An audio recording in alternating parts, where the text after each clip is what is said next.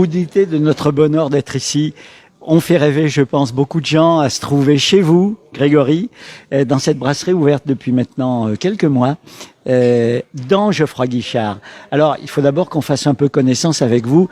Le monde de la restauration, c'est un monde depuis toujours qui vous passionne. Oui, alors ça fait maintenant une bonne dizaine d'années qu'on est dans ce métier avec mon associé Guillaume. On a déjà plusieurs affaires sur Saint-Étienne. Guillaume Tardy, on lui fait un petit coucou. Ouais, coucou à Guigui, bien sûr. Et là, c'était un rêve éveillé de pouvoir participer à ce projet d'une brasserie à l'intérieur de notre mythique chaudron qui nous fait en rêver. Alors, en ce moment, peut-être un peu moins, mais il n'empêche que ça nous évoque tellement de beaux souvenirs et tellement de souvenirs d'ambiance incroyable que... Alors, vous tenez, on peut peut-être commencer par ça, un souvenir ici, votre premier souvenir, peut-être avec papa, ou on a tous fait ça, moi aussi. Hein. Oui, ça se transmet souvent par les parents. Ouais. Alors moi, mes premiers souvenirs un peu magiques, je me rappelle de l'épisode de la canette avec papa, parce que c'était un match qu'on avait gagné. Oui. Nous étions, on était, c'était le moment de la fête du livre. On était à une émission spéciale, la fête du livre. On suivait la fête du livre, mais aussi tout le monde regardait ses téléphones pour avoir des. Bon, le match avait été rejoué, mais même le match retour, on n'avait pas perdu. On avait fait match nul en égalisant à la fin. C'est deux beaux souvenirs. Les deux fois, j'étais au stade. Contre l'OM. Contre l'OM, ouais, bien sûr. Avec Lubomir Moravchik, notre idole. Quelle belle aventure. Ouais. Alors, ce stade, bien sûr, il nous a tous fait rêver. Et puis, au moment où il a été agrandi en plusieurs fois, construit, il restait quand même un angle vide. Alors, il y a d'abord eu le musée des Verts, je crois, historiquement. Ouais, c'est ça. C'est en 2016 pour la dernière rénovation, donc où il y a eu la décision de fermer les angles. Finalement, l'angle dans lequel nous nous trouvons, il y a eu le musée des Verts qui était en bas, en rez-de-chaussée et premier étage. Et il y avait au-dessus un grand vide, un toit terrasse, qui était nu. Et c'est là que notre autre associé, Jérémy Guichard, a eu cette idée merveilleuse de se dire, si on venait fermer cet angle avec un restaurant. Et si on est une idée un peu folle quand même. Parce que pour construire à l'intérieur de Geoffroy Guichard, c'est quand même une prouesse. Ah bah ça, l'idée, elle date de 2013. La réalisation réelle, c'est 2022. Donc en effet, il y avait beaucoup de complications pour réussir à mener ce projet, mais il a été tenace et on y est arrivé. Voilà. Alors, chapeau peut-être aux équipes et aux architectes qui ont conçu et réalisé cette performance, parce qu'on se trouve dans un endroit, il y a à la fois la pelouse d'un côté, le stade, et de l'autre côté la ville. C'est magnifique. Ouais, on a deux vues. Alors une vue un peu en hauteur qui nous donne sur le parking, mais où on voit des lieux assez chouettes. Moi, qui suis très attaché à la mine à Saint-Étienne. D'un côté, on voit les crassiers du Puy-Couriot. Et de l'autre côté, on voit le crassier de Méon à travers l'autre angle en face. Et moi, j'aime bien cette vue un peu urbaine qui nous rappelle un peu nos origines. Et évidemment, la vue magnifique sur le stade qui est le clou du spectacle, c'est sûr. Ouais. Donc 8 ans pour que le projet soit mené à bout, et avec un concept qui était dès le début une restauration de qualité mais largement ouverte. Oui, on est à Saint-Étienne et ce stade-là, c'est clairement le lieu de rencontre de tous les possibles. Tous les gens aiment Saint-Étienne, peu importe leur niveau de revenu ou leur rang social, entre guillemets. Tout le monde se retrouve à Geoffroy Guichard et on est tous égaux dans le stade. Et l'important, c'était que dans la brasserie, on fasse pas quelque chose qui soit que élitiste. On va faire une pique pour nos voisins lyonnais qui ont fait une brasserie gastronomique Bocuse à l'intérieur et qui du coup, ne s'adresse clairement pas à tout le monde. Chez nous, tout le monde peut venir manger. Il y a des plats très abordables, comme il y a des plats plus complexes et un peu plus chers. Tout le monde peut trouver son bonheur. C'était le concept au départ, comme le stade. Bon, au stade, c'est vrai qu'il y a différents prix de place, mais les gens du COP, ils peuvent venir. Les gens des COP, ils peuvent venir chez vous. Bah oui, et évidemment. Nous, quand on accueille les gens dans la brasserie, surtout au début, on leur disait bienvenue dans votre stade, parce que c'est le stade. Bienvenue. Ah oui, ce stade-là, c'est un monument qui appartient à tout le monde. Il était hors de question que les gens puissent se dire en arrivant, ouais, mais de toute façon, il y aura une barrière des prix, je pourrais pas en profiter, ou si je le fais, je vais devoir casser ma tirelire. Voilà, ça a un coût, on va pas se mentir, parce que c'est une sortie, mais il n'empêche que c'est abordable, c'est pas plus cher qu'ailleurs, on est dans les prix tout à fait normaux, j'ai envie de dire. Alors, les premiers clients qui ont poussé la porte avec peut-être l'impression d'inaugurer. Vous avez dû avoir des réactions un peu étonnantes ou surprenantes, dites-nous, avec beaucoup d'émotion sans doute. Il y a eu beaucoup de gens, quand les premières fois qu'ils sont arrivés, en disant mais ça donne des frissons d'arriver dans ce lieu-là, avec la déco qui rend hommage très clairement à notre histoire. Alors, derrière nous, le Sphinx. Oui. Il faut être digne parce qu'il regarde sa pelouse en permanence. Donc on se disait il va falloir que les joueurs soient dignes de notre Robbie, quoi.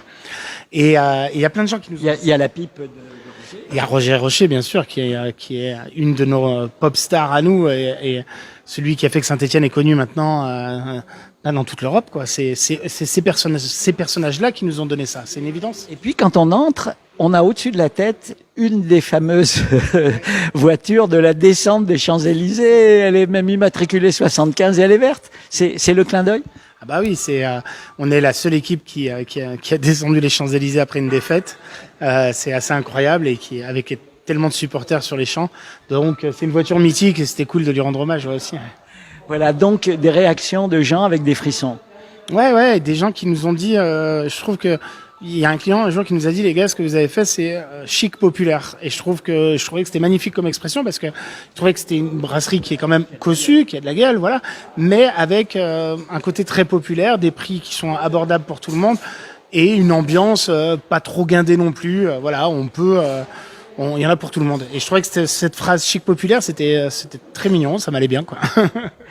Alors, depuis quelques mois maintenant, vous avez pris votre vitesse de croisière. Il a fallu recruter aussi des collaborateurs. C'était une période pas simple, hein, parce que, et puis, les hausses, bon, on va pas s'apesantir autour de ça, mais le concept fonctionne. Vous avez l'impression d'avoir, ça y est, pour les Stéphanois maintenant, ce lieu, il existe. C'est pas simple.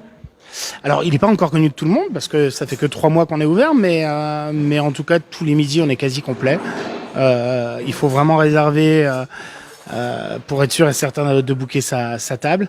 Et sur les soirs, les fins de semaine, c'est complet aussi. Donc, ça veut dire qu'il y a un attrait du lieu, on le savait, mais qu'il y a beaucoup de gens qui reviennent. Et dans la cuisine, bien sûr. On a une cuisine de qualité, on a un chef qui est très doué. Je pense que l'équipe de service a fait d'énormes progrès parce que, comme vous l'avez dit, c'était pas simple de recruter. Donc, il y a eu beaucoup de collaborateurs qui n'étaient pas du métier. Donc, au début, on a dû former tout le monde. Donc, il y a eu des petits couacs. Mais maintenant, on a trouvé un rythme de croisière et on a une équipe ultra dynamique. Ils sont adorables. Faut venir les rencontrer, quoi. Bon, bah, écoutez, c'est ce qu'on va faire. Merci à vous. On va continuer, nous, à se promener un petit peu avec Jean-Marc dans ce lieu qui, effectivement, nous fait rêver et que vous avez réussi à rendre à la fois original, inattendu et en même temps, on s'y trouve bien, quoi. On a l'impression que c'est un peu chez nous. Mais bien sûr, c'est chez vous. Ce stade appartient à tout le monde, donc il fallait que la brasserie, ce soit un peu de même. Et vous avez vu, on a des beaux hommages au passé, mais on voulait pas simplement que ce soit des photos ou une fresque très fidèle. L'idée, c'était de faire intervenir un artiste stéphanois et qui à chaque fois est venu magnifier. On voit par exemple Robert Herbin qui est magnifié avec une chevelure végétale.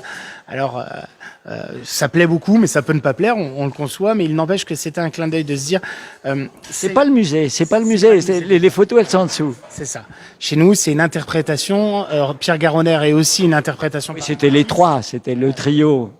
Et Roger Rocher, qui est fait en portrait en pointillisme avec 1000 pipes pour lui rendre... C'est pas possible. Tous les petits points qu'on voit de loin et qui donnent ce côté pointilliste, c'est fait avec des vraies pipes et qui, pour rendre hommage à l'homme à la pipe, cet homme extraordinaire, quoi. Bien sûr. Bah, écoutez, on pourrait rester avec vous encore bien longtemps. On va nous donner quelques images justement de ce lieu extraordinaire et puis on vous incite à venir. Alors vous êtes ouvert pratiquement constamment? On est ouvert 6 jours sur 7 pour l'instant, parce qu'on songe réellement à ouvrir les dimanches midi, on a beaucoup de demandes. 6 jours sur 7 tous les midis, et les soirs à partir du mercredi pour l'instant, mercredi, jeudi, vendredi, samedi soir. Jérémy Guichard, quel bonheur de vous avoir avec nous dans ce lieu qui porte par certains côtés votre nom, Geoffroy Guichard, et l'aboutissement d'un projet qui est un projet de vie par certains côtés, puisque depuis 2013, vous avez mouillé le maillot, hein, comme on dit chez nous. Ça a été un peu laborieux, mais on y est arrivé. Et en effet, 9 ans de projet pour ce résultat-là. Et c'est nous qui sommes ravis de vous recevoir ici et de vous avoir avec nous. Alors ce projet, il est né comment? Parce que c'est une idée un peu folle. il y avait une cafétéria, mais ça ne ressemble à rien. Enfin, En fait, sur le lieu, le stade était en rénovation pour l'Euro 2016. Donc, c'est suite avec, afin d'un dîner ou déjeuner avec un de mes anciens associés, Michael Ploton, et Philippe Gastal, qui est l'historien de la SS. À l'étage en dessous. Exactement, qui était en train de lui de construire ce musée. Et Michael a eu l'idée de se dire, mais attends, Philippe, au-dessus de ton futur musée, il y a un toit terrasse, il y a rien. Il faudrait peut-être qu'on fasse quelque chose, et pourquoi pas une brasserie. Donc de là, Michael m'a appelé, et puis tout est parti de là. Donc juin 2013, et depuis, un peu d'eau a coulé sous les ponts, parce qu'il a fallu passer tous les problèmes techniques, architecturaux et administratifs pour en arriver là. Mais et vous avez choisi donc d'installer cet établissement, mais ça ne ressemble à rien, si j'ose dire. C'est le seul endroit où un lieu comme ça peut exister. Eh bien, c'était un peu l'idée, l'objectif du dessin qu'on a fait de ce lieu, c'était d'être un lieu qui est raison d'être que dans le stade. C'est-à-dire qu'on est vraiment à l'image de l'histoire de notre club, qu'on aime tous, mais c'était important que ce lieu définisse le stade et que ne soit pas quelque chose qu'on puisse mettre n'importe où, dans n'importe quel établissement ou local. Donc, à partir d'un plateau, finalement, vous avez inventé progressivement ces différents lieux, ces différents éléments de décoration, et on a l'impression que depuis septembre, ça bouge. Alors ça bouge en permanence, mais en effet, à la base, on est parti sur un constat, c'est-à-dire quels sont les éléments forts historiques et qui vont rassembler le peuple stéphanois, qui sont en fait l'épopée 70 pour être transparent. Donc on a pris plusieurs éléments de cette époque-là, de cette période-là, et d'ailleurs c'est ce qu'on a essayé de faire, c'est que certains points soient un peu cachés dans le décorum et qu'en circulant, on arrive à découvrir des choses comme ça. Par exemple, la Garonnaire, le troisième du trio, il est là aussi. Il est arrivé un peu plus tard. Garonnet n'était pas là à l'ouverture, mais on l'a posé, je crois, au mois de décembre. Et il y a d'autres éléments qui arrivent aussi au fur et à mesure du temps, de décoration qui vont se placer un peu de partout. De la même façon que Alors là, derrière nous, c'est, en disant souriant, c'est un petit peu votre musée d'événements. C'est notre petit musée. Alors, je fais la liste. Kurkovic, Janvion, Farison, Rachid Mekloufi, Rocheteau, Loïc Perrin, Piazza, Rep, Moravgic, Platini, Aubameyang, bien sûr, Hervé Révelli, Salif Keïta. Toutes les époques, toutes les générations sont là depuis Rachid Mekloufi, plus ancien. Oui, on essaye de pas se figer qu'à une période. Il y a eu une grande décennie qui a fait parler beaucoup des Verts. Aujourd'hui, on s'arrête pas à ça. Enfin, le stade existe depuis 1931. Donc l'idée, c'est de partir de ce départ jusqu'à aujourd'hui, et j'espère demain avec des meilleurs résultats qu'aujourd'hui. Alors il y a les maillots, et c'est très émouvant. Beaucoup sont dédicacés. Et puis il y a des objets. Tous différents selon les vitrines finalement. Oui, alors après c'est un peu hétéroclite parce que la collection s'est formée, alors on a chiné pas mal d'objets, et puis de nos collections personnelles aussi avec mes associés Grégory et Guillaume, et on a aussi des éléments qui nous sont prêtés par certains clients qui ont aussi leur petit musée, et donc d'ailleurs, on le dit publiquement, ces vitrines sont ouvertes à exposer des produits qui ne sont pas les nôtres, des objets qui appartiennent à nos clients. Il y a encore des vitrines disponibles. Alors disponible, on est capable de, oui, il y a un peu de place encore, oui. Pas beaucoup, mais quand même un petit peu. On peut faire tourner les objets aussi. Voilà. Alors, vous avez conçu ce lieu pour qu'on y soit, qu'on ait de l'émotion. Je pense que quand les gens arrivent, ça doit vous faire plaisir parce qu'on a la gorge serrée. Regardez-moi, j'en tremble presque. Oui, alors bon, c'est vrai que j'étais impatient d'abord que le lieu ouvre. Oui. Le premier à avoir la gorge serrée quand on a ouvert les lieux, parce que forcément après 9 ans, on imaginait ce démarrage et qui est plutôt satisfaisant. Les gens sont contents et on a des très bons retours. Mais j'aime beaucoup mon associé Grégory qui accueille les gens en leur disant bienvenue dans votre stade. Et c'est un peu l'image qu'on donne, c'est on réapproprie le stade au peuple stéphanois, ou en tout cas aux fans des Verts. Donc j'aime beaucoup cette Voilà. Et puis l'idée aussi que ce soit un lieu qui soit à l'image du peuple stéphanois, c'est-à-dire largement ouvert.